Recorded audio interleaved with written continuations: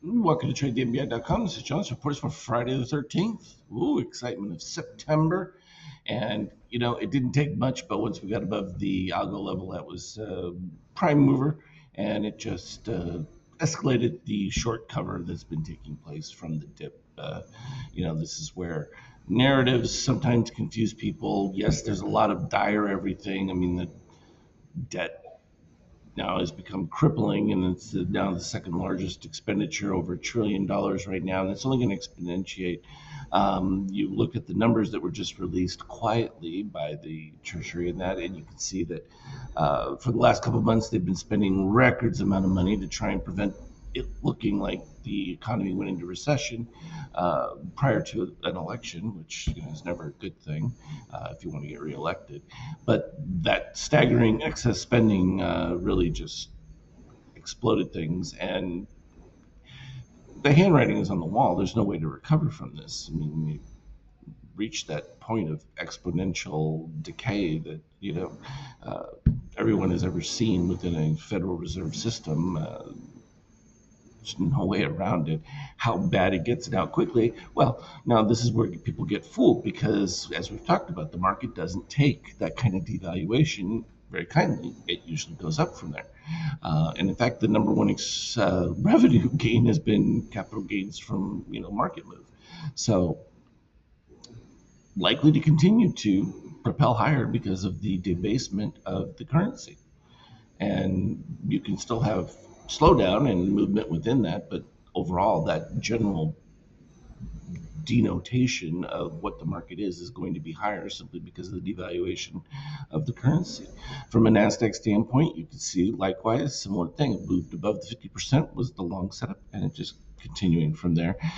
Pretty decent improvement too from a shakeout standpoint, and it was clear from that DOC with the orange. This is a classic look that we look for. From the buy configuration, and you even have green over cyan, and we talked about this when that short dipped below that 7.5. Pretty weak from that standpoint. They've been pretty much wiped out from that scenario. Um, they get overconfident. Again, it's the same thing. You have to be fluid with it, be willing to be either long or short, not have a bias other than just the general historic construct. Sure, but you still have to follow what the readings are, and of course, the crazies in treasuries, expecting their half point, quarter point, whatever. It doesn't matter what it is. You're still underwater with this, given what inflation is. So, but when you have so much excess money, nowhere else to put it, and they think it's hard to find deals within the value that the market's at. But again, that becomes relative as well.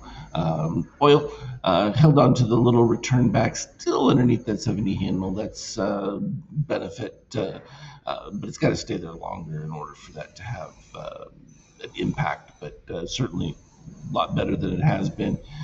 Does make things a little easier, but I don't know that people are going to see a price reduction in things too quickly. But if that lasts for another couple of weeks, then yeah, definitely you'll start to notice an improvement there.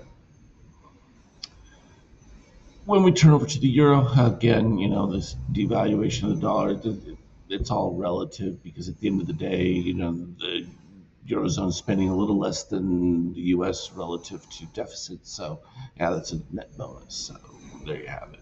But it's a safe range for the euro. This can keep them plugging along. And again, the cheaper oil prices make a huge difference from their standpoint. But the big story here again continues to be just this, and this runaway construct for gold that we've been talking about for a couple of years, building now. Just continues to propel itself. And even when we were down here coming off this dip, I was telling you we're still going to go make new highs in gold. There's just no other way around it. You can't have it any other way. It should also be a net boon for cryptos in that, but they've had other issues unrelated to where this is. But that doesn't mean that you won't see dramatic spikes from those coming forward, and it's just a matter of time.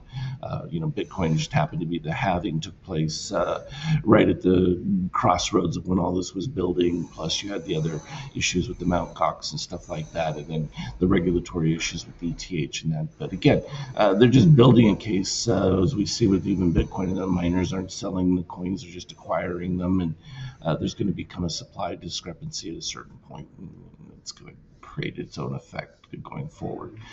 People are still preferring the physical metal aspect of it, and with other commodities and other metals, we'll do similar behaviors.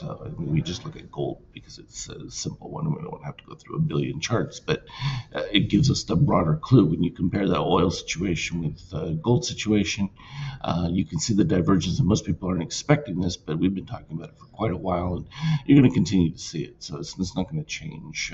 From a 50K standpoint, we based off for a little bit before breaking out. And you can say that cyan under red, always buy. Nothing changed with that, and complete reset here from DOC Steel. You get the weakness when it dips below the negative 13, so it's important to look and watch, see how that goes. And when it moves back above, you get your move back going forward, and then you get your little soft period again when it dips underneath, and that just becomes opportunities to return to buy. But you can see that dip came back to previous algo level and then just bounced right off of it. Excellent from a range volatility.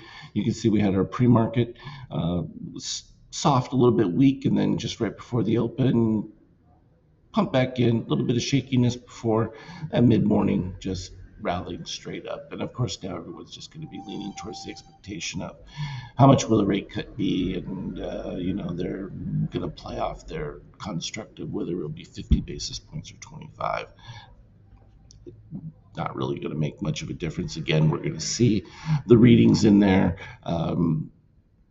It's a no-win situation in the Fed situation. You're just, how quickly can you delay the inevitable? Lowering the rate will certainly allow them to spend more, but they're not going to be cutting back on the spending, so it's not going to have any real effect. You're still going to run inflation much hotter, and we've talked about that one as well. My expectation was the Fed was always planning to do it. What they were hoping is that there would be some restraint in the spending, and there's not. So they can see that they're fighting a useless battle from that standpoint as well. And they just hope and wait and see what happens in the election and go from there. As always, though, anything relevant, I'll put on the Skype chat. Have a good one. Trade well.